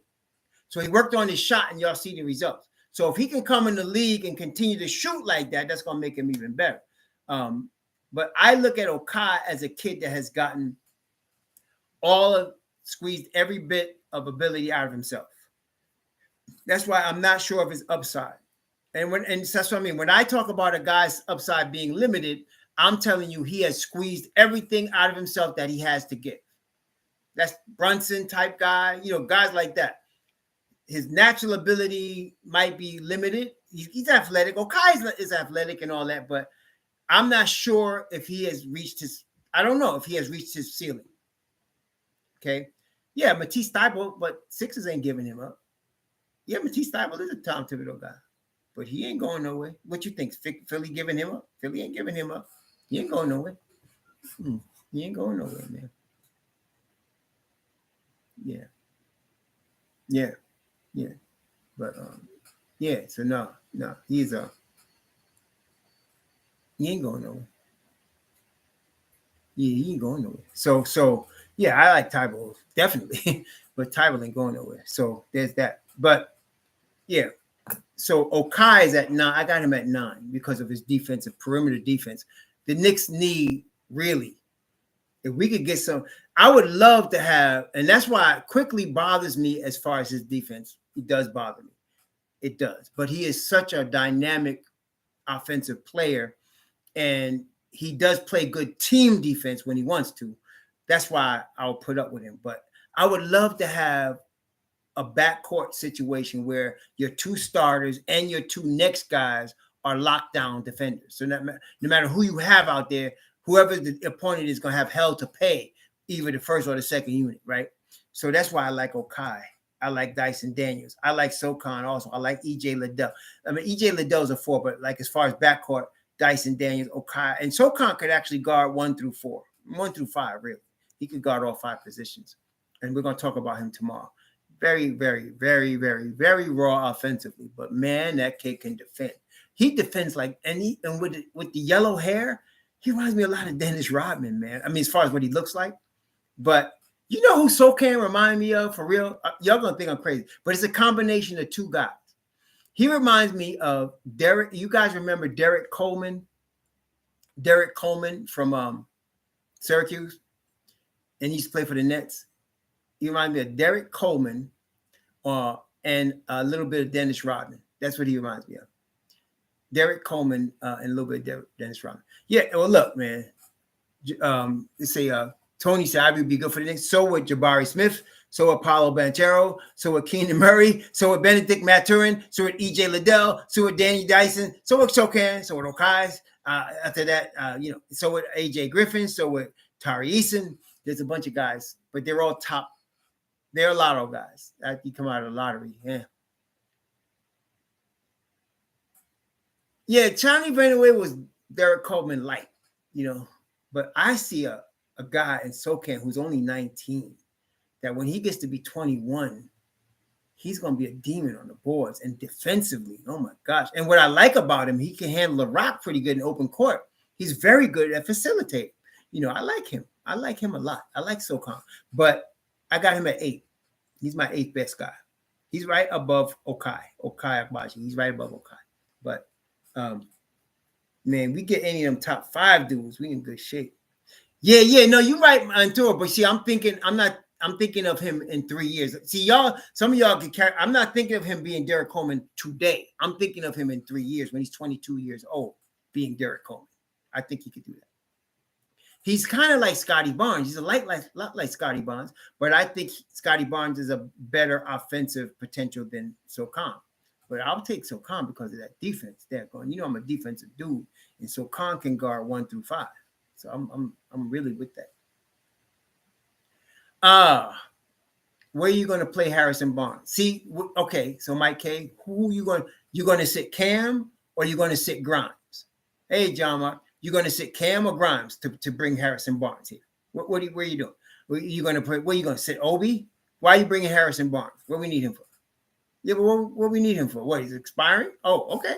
Bring him off the bench as an expiring deal. You might as well let this rookie, whenever these rookies we get, you might as well let him go to the G League because he ain't gonna play, right? So so let me ask you, if we were able to draft Keenan Murray, let's say, we were able to draft Keenan Murray out of Iowa, you still want Harrison Barnes or you want Keenan Murray backing up Obi? I think I would take Barnes, actually. I think I would. Because of the experience factor. I would let Murray play G League minutes. I would do that. Now that I think about it, I would do that. All right, I kind of got you, Mike. I'll do that. If we could trade Randle for him or Irvin Fournier, I'll do that. Yeah. I would do that. Yeah. I like that idea. Mike, pretty good, man. All right. I like what you got. You got some good stuff there. Peace Soul Finger 12. What's up, my man? I ain't seen you in a minute. What's up? My man Cherokee Indian, what's up? Yeah. I like the idea, Mike, because, you're right. Now that I think about it, Harrison Barnes is expiring, and he would be a backup. That's very good. I love EJ Liddell, and you ain't got to convince me of that cat. Hey, I got him. He's number 6 on my list, so he's my 6th guy. Yeah. But I love EJ Liddell. I see Charles Oakley with a 3-point jump shot. That's what I'm saying. I like EJ Liddell, man. I like him a lot. Crazy Eyes, what's up? What's up? Salute. Can we see Ashley Inc? Is that what it say? Ashley Inc. 1? Is that what that is? Did I say that right? Ashley Inc. 1. Welcome. Yeah. So we got some stuff to cover. So I'm going to probably, as we get closer to the draft, I'm going to do another one of these as we get closer to the draft. And then we'll be talking about the draft. I might go live on the draft night. I might go live. See how that works out. Might go live on draft night. But we definitely going as we get closer to the draft. And then there's the trade and for hopefully Randle trade. Do we get some of these vets out of here, clear some space for these kids to play? I'm trusting in Leon to do the right thing here. Yes, I'm not worried about Kemba. Either he gets bought out or something. Kemba's not going to be here. I'm not worried about Kemba. I'm not even I don't need to talk about Kemba because, whatever. Yes. Hey, Claudio Davis Acosta, my brother out there saving lives every day. Good job, my man. Keep doing what you do, man. People will appreciate what you do. I love Liddell, man. If he's my sixth guy. Now, Nikola is out of my 13-man spot, but I hear you. 6'10". I like his size. He's a little weak. He's a European, and I hate to say it. I don't want to stereotype, but Europeans, generally speaking, are very soft, right? You got an exception with Luka. You got an exception with the Joker. But other than that, your European guys are pretty soft. I mean, right? What y'all think? From New York, I'm just saying. They're a little soft, just saying. And so that's why I don't have Nikola higher on my list. John Mark, they can. The guy that can shoot would be Bamba, right? That'd be a shooting 5. That's the guy, as far as I can see. I'm not as hyped on getting a shooting 5 as some other people. I'm with Tibbs on this. I want rim protection. Honestly. I want a guy that can cover ground and protect the rim. I'm not worried about the 5. But if you want a shooting 5, you got Bamba. Who else? Christian Wood. If you wanted a shooting 5, you got Christian Wood, assuming they trade Julius Randle. You got Bamba. Valanciunas. Am I mistaking him with? Yeah, Valanciunas could actually shoot the 3 a little bit. So I don't mind him a little bit. Yeah, so you got a few out there, that you can possibly pull a deal for. But I'm not as hyped on getting a shooting 5. We're moving heaven and earth for that right now. I'd rather sign Mitchell Robinson, honestly, and see what he can develop offensively. I'm not crazy about trying to go get shooting 5, especially if I got to give up defense to do it. I'm not. Y'all just saw what happened. We gave up defense to get Evan Fournier and Kemba Walker, right? Y'all saw what happened, right? We got an elite rim protector in Mitchell Robinson. I'm not trying to give up that defense, baby. I'm just not trying to do it. Kelly Olynyk is a backup. He's a really good backup. I would rather have him than Nerlens Noel, but he's not a starting 5. He's not a starting 5. He's a good backup, a really good backup. Kelly Olynyk. Okay, I like him. But Dirk, Tony Parker, yeah, but they're how many European guys have come through the NBA? Those guys are exceptions. Both of them. Mostly European guys are soft. Nick D trying to give me a sleeper. Orlando Robinson, Fresno State. I don't know about that, man. I don't know about that. Jean Marc. I'm not wee. I don't know about that. Yeah, I don't know about that. But yeah, Kelly Olynyk. I like Kelly Olynyk as a backup, man. Backup 5. But we got a backup 5. His name is Jericho Sims, so we don't need Kelly Olynyk. I don't think we need a shooting 5 to unlock our offense. I don't. Did you see how the offense was flowing with Mitchell Rob when you took Randle out of it? Come on, man.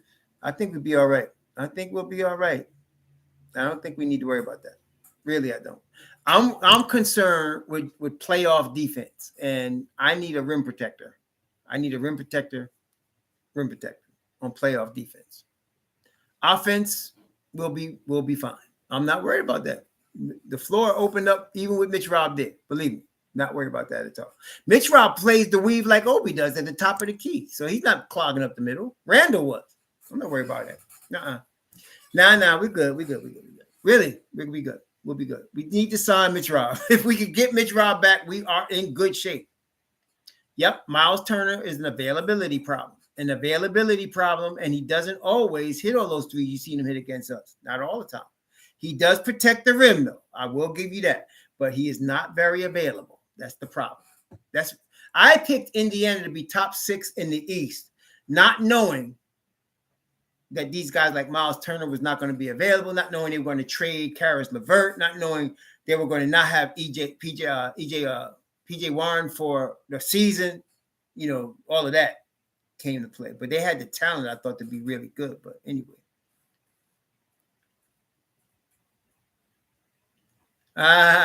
Yeah, that's fantasy though, Petito, man. I've been disappointed by them too many years. But I'll be honest with you, it's about that time the Knicks get. It's our turn, daggone it. It's our turn. It's our turn. It's our turn. So yeah, I want our defense to be top notch first. And so we got Mitch Rob. If we can move Randle and put Obi in there, if we got Quick, we got Grimes, we got RJ, I think, and then you got those defensive monsters like Deuce coming off the bench with Cam, or vice versa. Put Cam in starting lineup and you put Grimes in there. I like our deal right there. Yeah, we're overdue. That's right, Soulfinger 12. I mean, we've been getting dog. You know what would really hurt me if the Lakers got the number 1 pick? Oh my gosh, that would be a total rigged job if they got top 3 pick. Because they are one of the worst teams. Shoot. But it's about that time. It's about that time. I watch track and field. I like track and field. I like boxing. Track and field and boxing. I don't really follow MMA that much. Too much wrestling. But I like track and field and boxing. Now, as far as women, I watch the women track and field, figure skating, gymnastics. I like gymnastics too. Gymnastics, figure skating, gymnastics. Oh, let me not forget my platform diving sisters. I like to see the diving sisters also. Yeah, that too. I'm not into women's basketball too much, and I definitely ain't into women's boxing or MMA. I don't like to see 2 girls, some with a pretty face, get their face all bashed up so they can try to be like a man. I'm not. Oh, yeah, I love female sprinting, everything from 60 meters to 800. I like that. And then I like the jumping events, the triple jump, the long jump, the high jump. I like that. Yeah, I can't catch the soccer too much. I'll be honest. They're a little too manly. I'm just saying, they're a little too manly. For me, I'm just saying, it's a little too manly, but I like watching, I like watching the women in track, definitely figure skating, definitely gymnastics, definitely platform diving, definitely. Yeah, definitely. Yeah, because like, to be honest with you, in those, especially like those sports, there's a beauty to me to the way they do that sport. There's just an artistic beauty, and then you add a nice looking female to it as well. It's just really, I like watching that. I really do. Even some, like, there was this sister, man, I forgot her name. She was a champion, the best long jumper in the world, Reese, man. Her name was Reese. She wasn't the prettiest sister, but that chick could do some long jumping, baby. I mean, she was good about it. Like, she tell you it's over. I liked how she do it. She was bad. But there's some sisters that look good and jump good. I like watching them. Yeah. You're right. No, you talking about the rainbow, Dwayne. Yeah, the rainbow flag might come out and mess me up, man. But I'm being incognito. I just said they're a little too manly. That's all I said. They're too manly. It's like women's basketball. A little too manly. A little too manly for, I'm just saying. There's some of them not, but some of them just a little too manly for, but that's all I'm saying. So anyway, yeah. Yeah, I kind of follow Mets and Giants, but that's not like, I don't watch every game. I follow them in the news. And if they make the playoffs, I'm watching it. But I know Jersey, so I know I am. I can't help myself. I know I am. I'm just okay. I'm just who I am, baby. That's who I am, Nick. That's who I am. Okay. All right. What it is. But yeah. So somebody asked me what sports I like. Keep him and stop looking at other point guards. Stop talking about Ty and Brunson. Keep Rokas. Keep him. That's what you do. And then you bring him up to the rotation next year. That's what you do. Yep. Knicks, Rangers. I like the Islanders too. I ain't gonna from Long Island. So I like the Islanders, like the Rangers, like the Knicks. I used to like the Nets when they were on Long Island with Dr. J. But when they went to New Jersey and Dr. J went to Philly, that was the end of that. But when they had Larry Keenan and Doc and Super John Williamson and Brian Taylor, I was all into the Nets too. Yeah. But no more. When they went to New Jersey and they sold Dr. Philly, I was done with it. But I like the Knicks. I like the Mets. I like the Rangers. I like the Giants. I like the Islanders.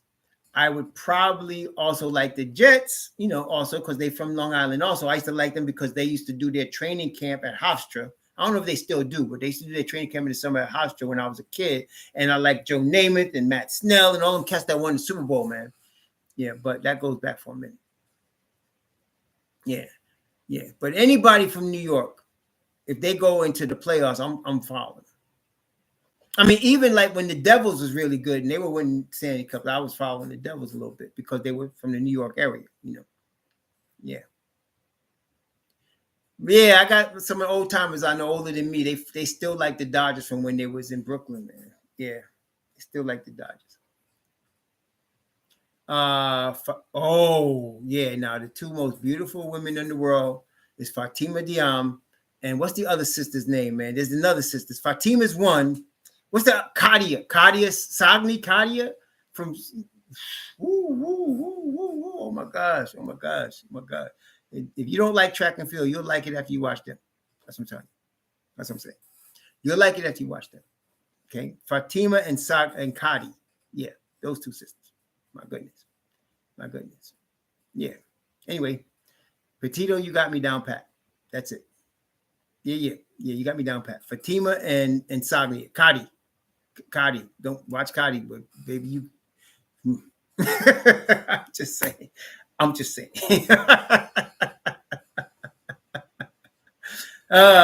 hope so too, Jay. It's a high. I'm trying to hold my breath because I don't want to jinx it, Jay. I'm just saying. But there's a high probability that gonna happen. There's a high probability that could happen, man. There's a high chance that could happen. It can happen this summer. Oh, my cousin played with Walter Berry at St. John's. He played with Walter Berry, and there was another cat that played with Walter Berry. He was also from Long Island. Big dude. I forgot his name, man. Big dude. He used to call him Hawk. Remember him? I forgot his name. This is before Chris Mullin came. Before Mark Jackson came. These cats. Yeah. Walter Berry. There was another dude. I forgot his name. But yeah. Yeah. You see that? Yeah. I'm trying to tell you. Yeah. Yeah, I feel like this is a big Willie Glass. Oh my gosh, now you're bringing back some serious. Willie Glass played with he played with Mullin. He played with Chris Mullin. Willie Glass. Yeah. Walter Berry is before Chris Mullin.